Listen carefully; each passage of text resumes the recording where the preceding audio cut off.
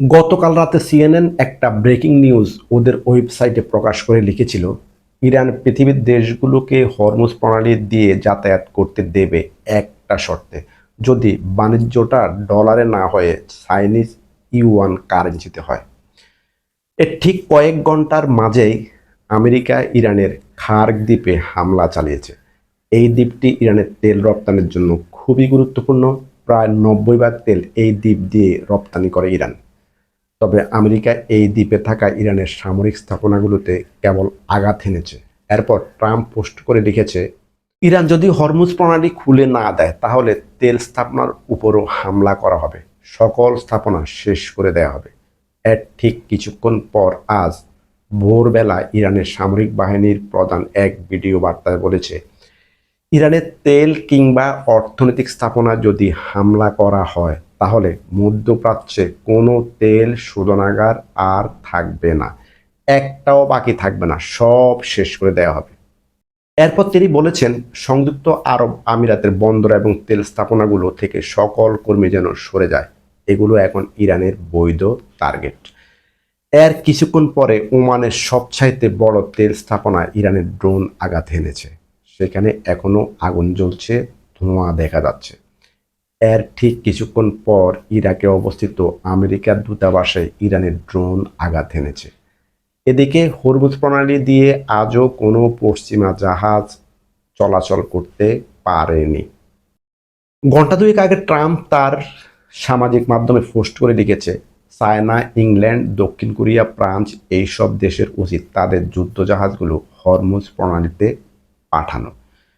এরপর অনেকেই প্রশ্ন করেছে, তুমি না আজ সকালেও বলছো আমেরিকা সাহায্য করবে জাহাজগুলোকে হরমুজ প্রণালী পার হতে, তাহলে এখন অন্য দেশগুলোর সাহায্য চাইছো কেন?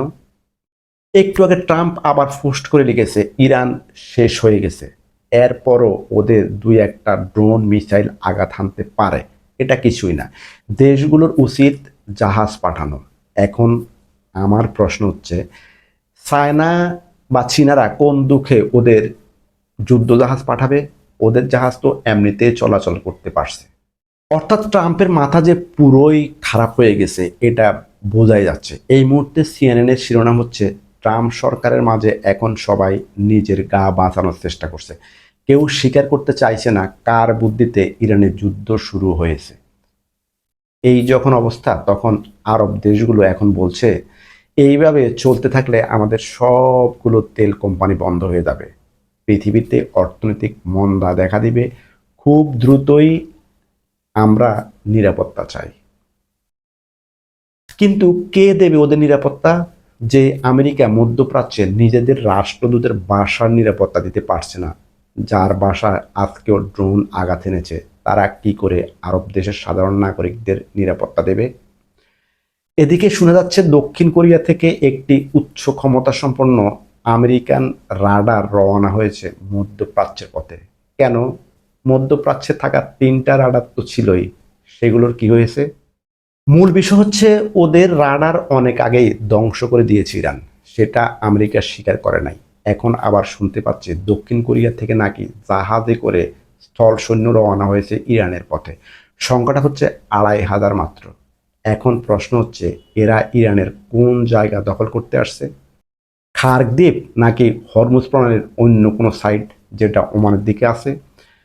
তা দক্ষিণ কোরিয়া থেকে যেসব কিছু এখন মধ্যপ্রাচ্যে আনতে হচ্ছে, কেন হচ্ছে? এই অঞ্চলে কি ছিল না তোমাদের কিছু?